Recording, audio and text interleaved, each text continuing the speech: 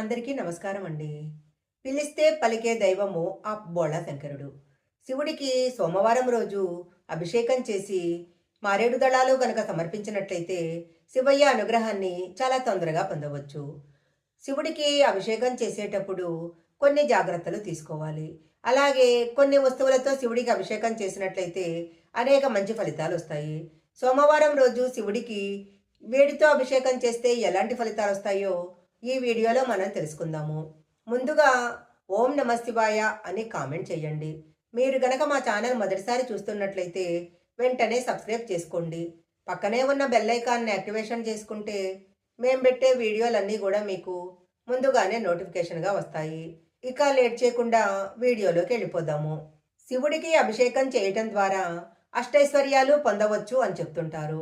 ఎందుకంటే అభిషేకం చేసే సమయంలో శివుడి నుంచి అద్భుతమైన శక్తులు వెలువడతాయి. ఈ శక్తుల వలన స్వామివారి యొక్క అనుగ్రహము తొందరగా కలుగుతుంది. శివుడిని ఏ ద్రవ్యాలతో అభిషేకం చేస్తే ఎలాంటి ఫలితం వస్తుందో ఇప్పుడు తెలుసుకుందాము. శివుడు అభిషేక ప్రియుడు. ఒక చెంబుడు నీళ్లు పోసి మనసులో ఉన్న కోరిక గనక చెప్పుకున్నట్లయితే ఆ కోరికను తప్పకుండా నెరవేరుస్తాడు. శ్మశానమే తన నిలయమంటూ నాగుపాములే తన అలంకారం అని చెప్పే శివయ్యను మనస్ఫూర్తిగా కనుక కొలిచినట్లయితే అద్భుతమైన ఫలితాలు వస్తాయి. ప్రతి సోమవారం రోజు శివుడికి అభిషేకం చేసినట్లయితే నయం కాని ఎలాంటి భయంకరమైన రోగాలైనా కూడా తొలగిపోతాయి. శివుడికి అభిషేకం చేయటం వల్ల మంచి ఆరోగ్యము, ఐశ్వర్యము, పుత్ర సంతానము, వివాహ ప్రాప్తి లాంటి అనేక కోరికలు నెరవేరుతాయి. అభిషేకం లేకుండా శివారాధన సంపూర్ణం కాదు. సోమవారం శివుడికి చాలా ఇష్టమైన రోజు. శివుడికి అభిషేకం చేసే ఒక్కొక్క ద్రవ్యానికి ఒక్కొక్క విశిష్టత ఉంటుంది. ఆవు పాలతో శివలింగాన్ని అభిషేకం చేసినట్లయితే దీర్ఘాయుషు ప్రాప్తిస్తుంది. ఆవు పాలతో లింగానికి అభిషేకం చేసేటప్పుడు శివలింగం పైన ఎర్రని పుష్పాలు ఉంచి అభిషేకం చేయాలి. ఆవు పెరుగుతో శివలింగానికి అభిషేకం చేస్తే ఆరోగ్యం బాగుంటుంది. సంతానం లేని వారికి సంతానం ప్రాప్తిస్తుంది.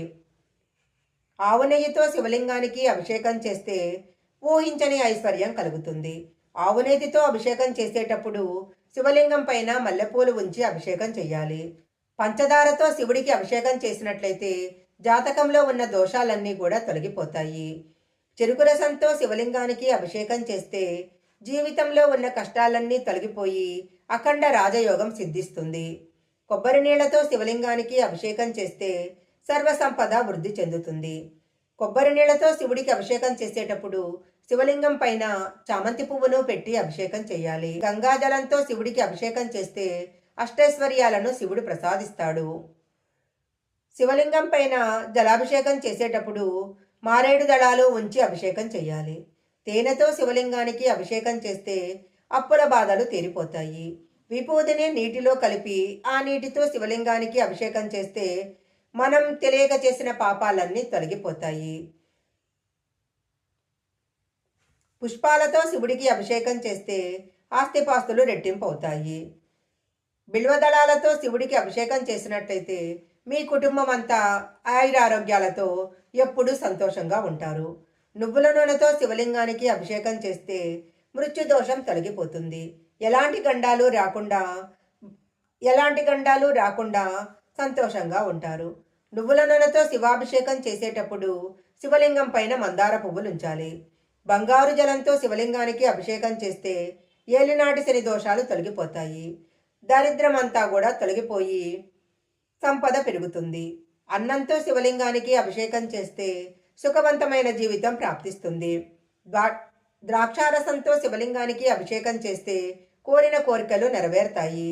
ప్రతి సోమవారం రోజున శివాలయములో ముక్కోటి దేవతలు ఉంటారని చెప్తుంటారు. సోమవారం రోజు ఎవరైతే శివాలయానికి వెళ్ళి శివలింగానికి అభిషేకం చేస్తారో వారికి జీవితంలో ఎలాంటి కష్టాలు రాకుండా అష్టైశ్వర్యాలు సిద్ధిస్తాయి. ఖర్జూర రసంతో శివుడిని అభిషేకం చేస్తే శత్రునాశనం కలుగుతుంది. గరిక నీటితో శివుడికి అభిషేకం చేస్తే మీ సంపద ప్రతిరోజు రోజుకి రెట్టింపు అవుతుంది.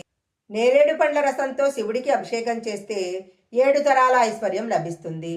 గన్నేరు పూలతో శివుడికి అభిషేకం చేస్తే మీరెప్పటి నుంచో సొంతింట్లు కట్టుకోవాలి అన్న మీ కోరిక తప్పకుండా నెరవేరుతుంది.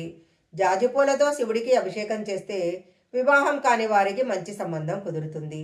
జిల్లేడు పూలతో శివలింగానికి అభిషేకం చేస్తే గోవును దానం చేసినంత పుణ్యం లభిస్తుంది. మామిడి పండు రసంతో శివలింగానికి అభిషేకం చేస్తే దీర్ఘకాల వ్యాధులు నయమవుతాయి. విభూతితో శివుడికి అభిషేకం చేస్తే కోటి జన్మల పుణ్య ఫలితం లభిస్తుంది.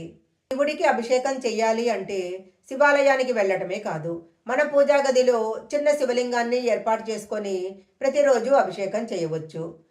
ఒక పళ్ళెంలో శివలింగాన్ని పెట్టుకొని ఉత్తరముఖంగా శివలింగం ఉండేటట్లు చూసుకోవాలి. అభిషేకం చేసే వ్యక్తి లింగానికి పడమర వైపు ఉండాలి. శివలింగానికి అభిషేకం చేసేటప్పుడు ఓం నమ శివాయ అనే పంచాక్షరి మంత్రాన్ని జపించాలి. శివాలయానికి వెళ్ళినప్పుడు శివాలయం చుట్టూ ప్రదక్షిణాలు చేయకూడదు. ప్రతి శివాలయంలో ఖచ్చితంగా చండీశ్వరుడి విగ్రహం ఉంటుంది. చండీశ్వరుడి చుట్టూ ప్రదక్షిణాలు చేయాలి. ఇంటి చుట్టూ ఏవైనా దుష్టశక్తులు ఉన్నట్లయితే కుక్కలు ఒకటే అరుస్తూ ఉంటాయి. అలాంటి సమయంలో మరనాడే శివాలయానికి వెళ్ళి శివుడికి అభిషేకం చేసినట్లయితే మీ ఇంట్లో ఉన్న దుష్టశక్తులు బయటికి వెళ్ళిపోతాయి. ప్రతిరోజు రాత్రి నిద్రపోయే ముందు ఓం నమ శివాయ అనే మంత్రాన్ని 11 సార్లు జపించి నిద్రపోయినట్లయితే జాతకంలో ఉన్న దరిద్రం అంతా తొలగిపోతుంది. అలాగే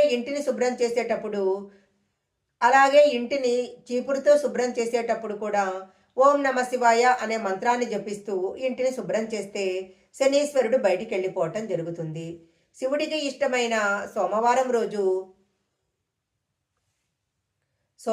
రోజు శివాలయం దగ్గర ఉండే భిక్షగాళ్లకు బెల్లంతో చేసిన తీపి పదార్థాలను పంచిపెట్టాలి. ఇలా గనక చేసినట్లయితే ఇంటిపైన ఖచ్చితంగా శివానుగ్రహం లభిస్తుంది. క్షీరసాగర మదనం నుంచి వెలువడిన విషాన్ని సేవించి తన శిరస్సును చల్లబరిచేందుకు గంగను తలపై ధరించాడు.